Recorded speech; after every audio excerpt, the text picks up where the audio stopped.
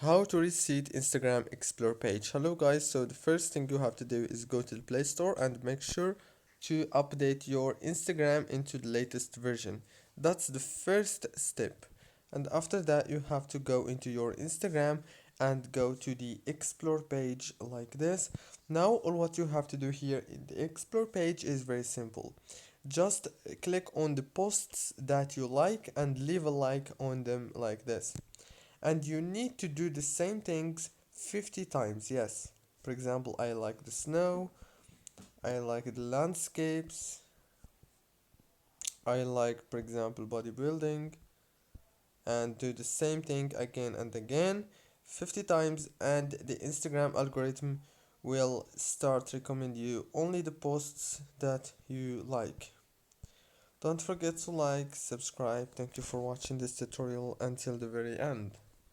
See you later.